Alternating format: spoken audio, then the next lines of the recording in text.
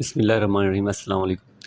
ایک فحش عورت کے بارے میں مشہور تھا کہ اسے دنیا کا تہائی حسن دیا گیا، اس کی بدکاری بھی انتہا کو پہنچ چکی تھی۔ جب تک وہ 100 دینار نہ لے لیتی، اپنے قریب کسی کو نہ دیتی، لوگ اس کے حسن کی وجہ سے اتنی بھاری رقم ادا کر کے بھی اس کا قرب حاصل کرتے۔ ایک مرتبہ ایک عابد اس فاحشہ کے عشق میں مبتلا ہو گیا۔ انسان ہمیشہ سے ہی صنف مخالف کے لیے اپنے جذبات رکھتا ہے، لیکن اللہ تعالیٰ کے نیک بندوں کی بھی کمی نہیں، جو کسی وقت شیطان کے بہکاؤ میں تو آ سکتے ہیں، لیکن پھر بھی اللہ تعالیٰ کے احکامات کی نافرمانی نہیں کر سکتے اور شر سے محفوظ رہتے ہیں۔ اگر صحبت کسی پاک پاس کی میسر آ جائے تو بدر سے بدتر انسان بھی ہدایت کی راہ پر چلے بغیر نہیں رہ سکتا۔ روزنامہ امت کے مطابق حضرت حسن بصری علیہ رحمۃ اللہ فرماتے ہیں کہ ایک فحش عورت کے بارے میں مشہور تھا کہ اسے دنیا کا تہائی حسن دیا گیا، اس کی بدکاری بھی انتہا کو پہنچ چکی تھی۔ جب تک وہ 100 دینار نہ لے لیتی، اپنے قریب کسی کو نہ دیتی، لوگ اس کے حسن کی وجہ سے اتنی بھاری رقم ادا کر کے بھی اس کا قرب حاصل کرتے۔ ایک مرتبہ ایک عابد کی صورت پر اچانک نظر پڑی تو اتنی حسن و جمیل عورت دیکھ کر وہ عابد اس کے عشق میں مبتلا ہو گیا، اور اس نے ارادہ کیا کہ میں حسن و جمیل عورت کا قرب ضرور حاصل کروں گا۔ جب اسے معلوم ہوا کہ 100 دینار دیے بغیر میری یہ حسرت پوری نہیں ہو سکتی، تو اس نے مطلوبہ رقم حاصل کرنے کے لیے دن رات مزدوری کرنا شروع کی۔ کافی تگ و دو کے بعد جب 100 دینار جمع ہو گئے تو وہ اس عورت کے پاس پہنچا اور کہا، اسے حسن و جمال کی پے کر میں نے مزدوری کر کے 100 دینار کی اور وہ لے کر تیرے پاس آیا ہوں۔ یہ سن کر اس فحش عورت نے کہا، اندر آ جاؤ۔ جب وہ عابد کمرے میں داخل ہوا تو دیکھا کہ حسن و جمیل کی عورت سونے کے تخت پر بیٹھی ہے۔ اس نے عابد سے کہا، میری قریب آ جاؤ، حاضر ہوں۔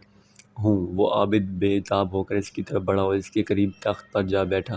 جب وہ دونوں خدا کی نافرمانی ہونے کے لیے بالکل تیار ہو گئے تو اس عابد کی اعصاب کا بعد کس کے کام کر آ گئی اور اسے خدا عز و جل کی بارگاہ میں حاضری کا دن یاد آ گیا۔ بس یہ خیال آنا تھا کہ اس کے جسم پر کب کب کی تاری ہو گئی، اس کی گناہ کی خواہش ختم ہو گئی، اسے اپنے اس فعل بد کے ارادے پر بڑی شرمندگی ہوئی۔ اس نے عورت سے کہا، مجھے جانے دو اور یہ 100 دینار بھی تم اپنے پاس رکھو، بس اس گناہ سے باز آ جاؤ۔ اس عورت نے حیران ہو کر پوچھا، آخر تمہیں ہوا کیا ہے؟ تم کیا کہہ رہے ہو؟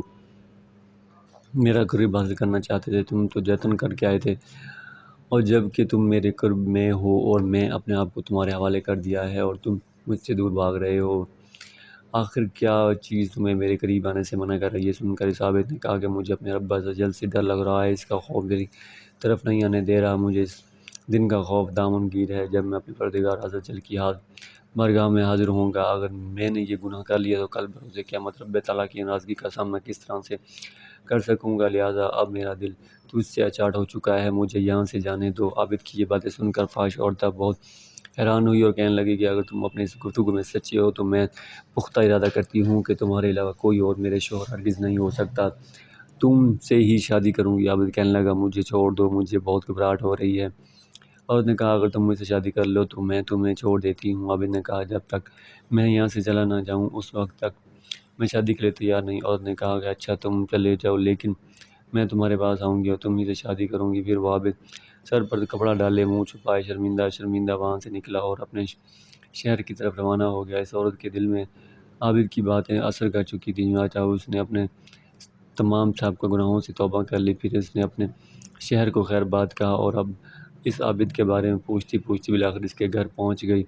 لوگوں نے عابد کو بتایا کہ فلاں عورت تم سے ملاقات کرنا چاہتی ہے۔ عابد باہر آیا، جیسے اس کی نظر عورت پر پڑی تو اس زوردار چیخ ماری، اس کی روح عالم بالا کی طرف پرواز کر گئی۔ عورت اس کی طرف بڑھی تو دیکھا کہ اس کا جسم ساکت ہو چکا تھا، بہت غمزدہ ہوئی۔ اس نے لوگوں سے پوچھا، کیا اس کا کوئی قریبی رشتہ دار ہے؟